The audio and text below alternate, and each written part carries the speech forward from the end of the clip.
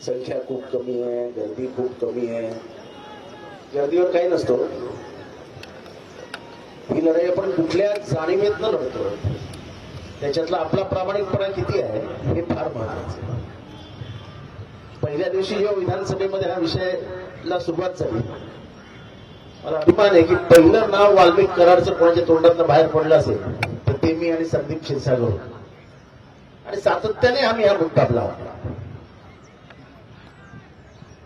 आज वाल्मिक कराडला अटक केली म्हणतात, पण मस्त आयसीयू मध्ये झोपला, एसी आयसीयू. चांगलं आहे. आता एसी आयसीयूत राहील, त्याला मोठे मोठे आजार होतील. अख्खा आयसीयू खाली केलंय. बीडच्या कुठल्या शासकीय रुग्णालयातलं अख्खा आयसीयू खाली केलं. त्याच्यापेक्षा मोकळं सोडून द्या ना त्याला. एकदाच जनता काय तो फैसला घेऊन टाकेल. एकदाच जनता काय तो फैसला घेऊन टाकेल. मी वाल्मिक कराड एक विकृती आहे, ती समाजातली एक विकृती आहे, आणि ही विकृती ठेचून काढली पाहिजे असं माझं स्पष्ट मत आहे.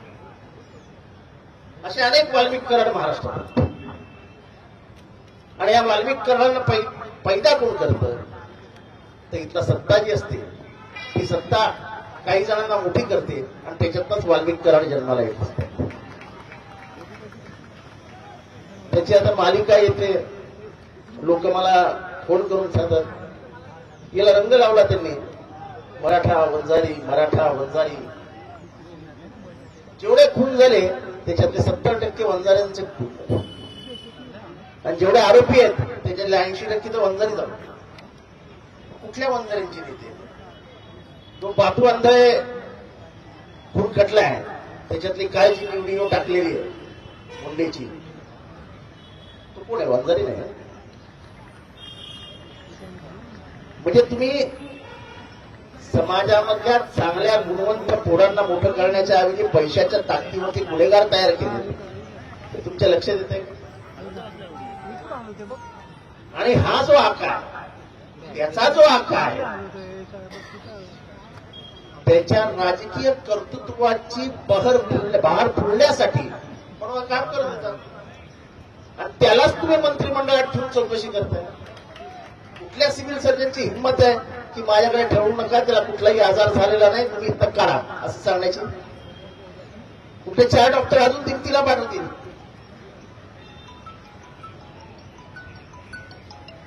अजून वाल्मिक कराडचे जेवढे मित्र आहेत पोलीसमध्ये ते सगळे बीडमध्येच आहेत. या शासनाची हिंमत होत नाही अजून कोणाची ट्रान्सफर करायला. हॅलो, मला कळत नाही वाल्मिक कराडच्या हातात आहे काय, अजून काय माझे व्हिडिओ आहेत का काय कळत नाही. ठीक एवढे सगळे वाल्मिकला काय घाबरतो? मला सांगितलं म्हणून मी, हा पण घाबरतो, तू पण घाबरतो, तू पण घाबरतो. वाल्मिककडे आहे काय? हा, तो दोघांना ठेवला.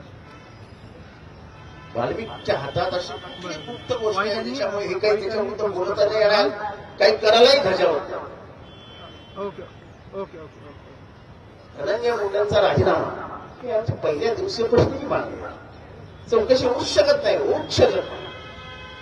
आणि असाच वाल्मिक कराड जेलमधनं हॉस्पिटलमध्ये जाईल, हॉस्पिटलमधनं जेलमध्ये जाईल, जेलमधनं परत हॉस्पिटलमध्ये येईल, आयुष्य आरामात आपली जिंदगी काढेल. कशाला मुक्का लावता लोकांना? मुक्का लावतात कशाला? ऑर्गनाइज क्राईम म्हणून फेकण्यासाठी मुक्का लावतात. तुम्ही तर त्याला सोय करून दिली आहे. मोबाईलवरनं सगळे आदेश, त्याचे आदेश पाळणारे शासकीय यंत्रणा पण तैनात ठेवली. त्यामुळे या 2 मुलांकडे बघितली की वाईट वाटतं की कसा समाज आपण बघतो. या समाजातल्या संवेदना संपल्या की काय अशी भीती वाटायला लागते. ही लढाई ही देशमुख विरुद्ध कराड अशी नाही आहे. ही वंजारी विरुद्ध मराठा, ही माणुसकीची लढाई. या महाराष्ट्रातली माणुसकी जिवंत आहे की नाही याची तपासणी घेणारी लढाई. ज्या पद्धतीने हत्या झाली आणि या हत्येच्या मागची जी काही कारण आहेत याचा विचार केल्यानंतर महाराष्ट्रातल्या माणुसकीला भुंकर घालण्यासाठी आपण सगळ्यांनी एकत्र यावं अशी माझी तरी भूमिका आहे. सोमनाथ सूर्यवंशी, मी त्याच्या आईला इतकं सलाम केला. पोरगा मेला, पण पोराच्या नावाने आलेले 10 लाख रुपये त्या माऊलीने परत पाठवले की माझा पोरगा परत द्या आणि त्याच्या गुन्हेगारांना आधी अटक करा. मला या पैशाची हे घेऊन मला तुम्ही दाबून नाही. आजही एकाही पोलिसावर कारवाई झालेला नाही. माझा ठेवत प्रश्न आहे, कुठल्या महाराष्ट्राला हे माहित नाही की सोमनाथ सूर्यवंशी मेला कसा. इथे असलेल्या कोणीही मला सांगावं की सोमनाथ सूर्यवंशीच्या मृत्यूचं कारण आणि तो मेला कुठं, सांगायलाच तयार नाही. मी हा विधानसभेमध्ये प्रश्न लावून धरला की सोमनाथ सूर्यवंशी मेला कुठं. जर कस्टडियल डेथ असेल तर मग जो इन्स्पेक्टरच्या कस्टडीमध्ये तो गेला तो इन्स्पेक्टर अजून ड्युटीवर. पण माझं एकदम स्पष्टपणाने सांगू शकतो की it is not a custodial death. Somnath Suryavanshi हा मॅजिस्टेरियल कस्टडीमध्ये, मॅजिस्टेरियल कस्टडी म्हणजे जेल. आणि जेव्हा जेलमध्ये माणूस मरतो आणि त्याच्या अंगावर जखमा असतात, त्याचा जो पोस्टमॉर्टम रिपोर्ट आहे तो माझ्या अजून मोबाईलमध्ये आहे. त्याच्यामध्ये मल्टिपल इंजरीज आणि शॉक हे दिलेलं. म्हणजे ते मारहाण झाल्यानंतर त्याला जो धक्का बसला त्याच्यामध्ये जो मृत्यू झाला. आणि मारहाण झाली कुठे, हा मृत्यू झाला किती वाजता. विधानसभेत उत्तर देत असताना माननीय मुख्यमंत्र्यांनी मला सांगितलं, विधानसभेला सांगितलं की त्याला श्वासोश्वासाचा त्रास होता. म्हणजे या घरच्यांना विचारलं तर असं कुठलाही त्रास नव्हता. बाबा कुठल्या डॉक्टरची औषधं चालू होती का, कुठेही चालू नव्हतं. ही सगळी जातीवादाची लढाई आहे. इथं वाढत चाललेला मनुवाद या बहुजन समाजाचा जीव घ्यायला निघालेला आहे. आणि इथल्या मुजोर सत्ता झाली हे मनुवादाला फुंकर घालताय. आपल्या हे लक्षात येत नाही की हे जात वर्चस्ववादाची जी लढाई आहे ह्याच्यामध्ये आपण कसा मार खातो. अक्षय शिंदेला मारला,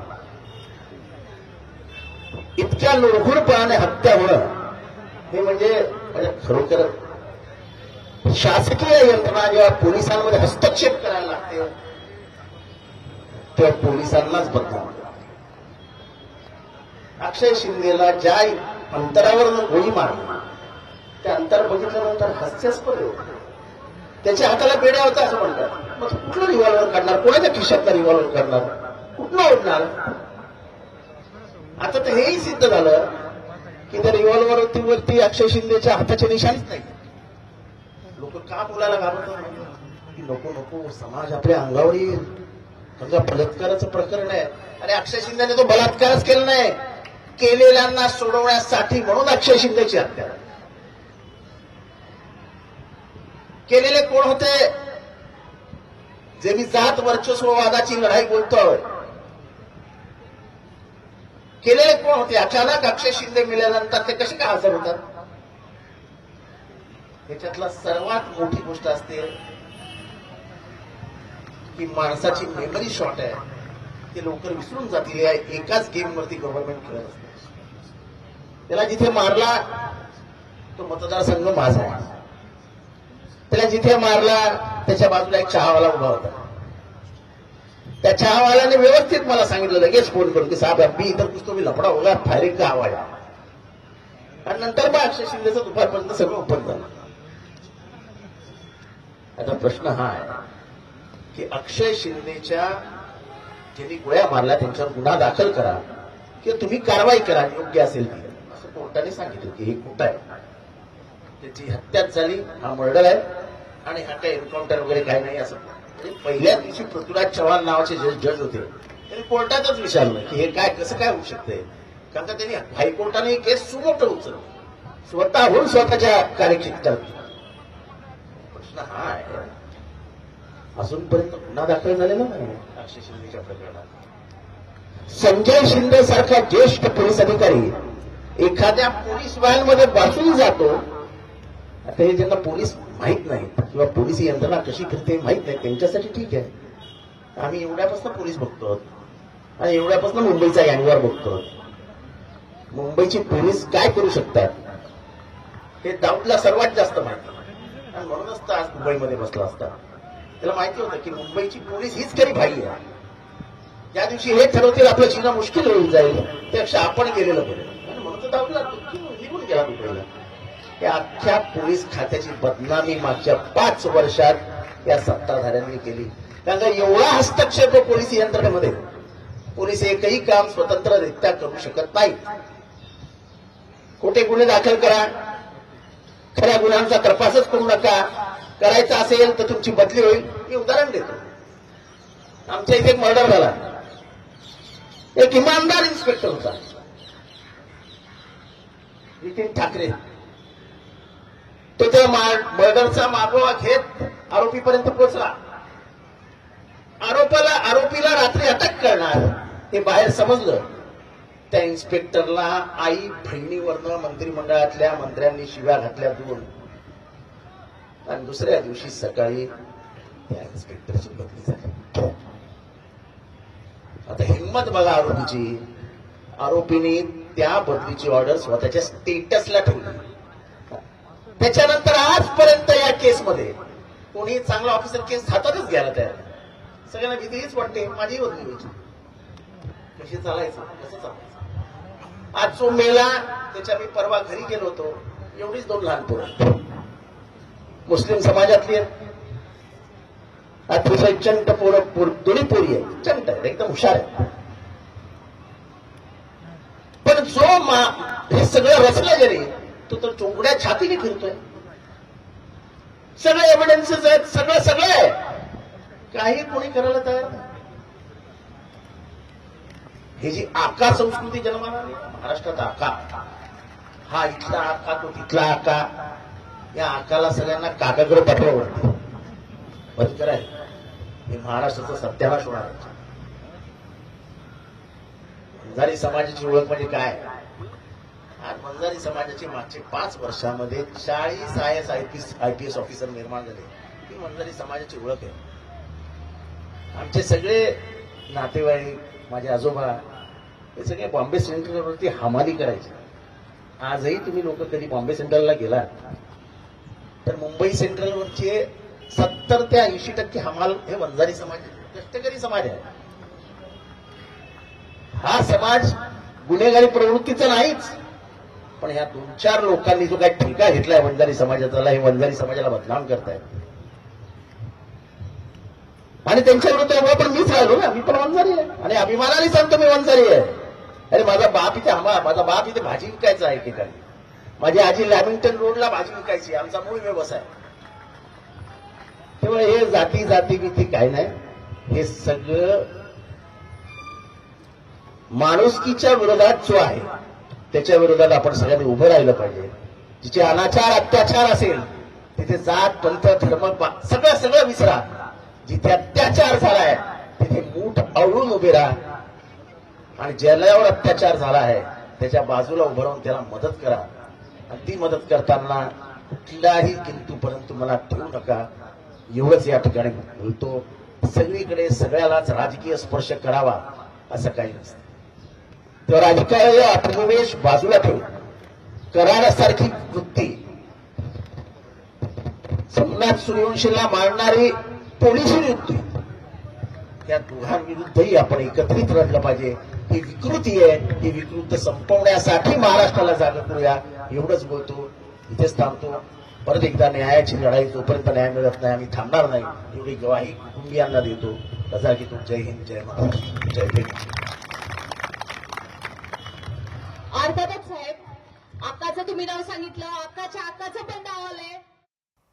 मराठा क्रांती आणि राष्ट्रवादी शरदचंद्र पवार यांच्याकडून मोर्चा काढण्यात आलाय. मुंबईमध्ये हा मोर्चा आहे.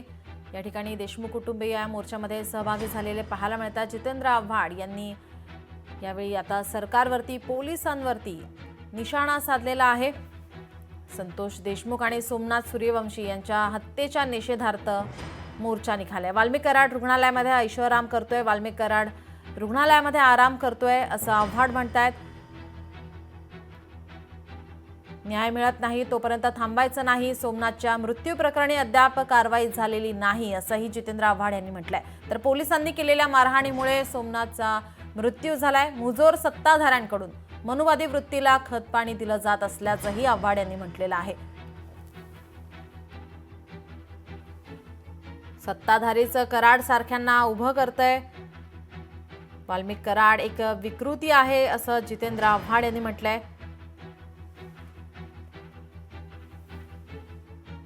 पैशाच्या जोरावर सर्व गुन्हेगार तयार केलेले आहेत.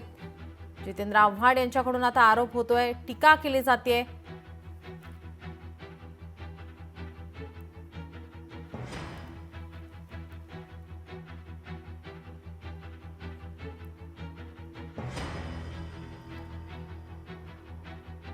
वाल्मिक कराड याला रुग्णालयामध्ये दाखल करण्यात आलं. त्याच्यावरती रुग्णालयात उपचार सुरू आहे. यावर जितेंद्र आव्हाड यांनी टीका केली आहे.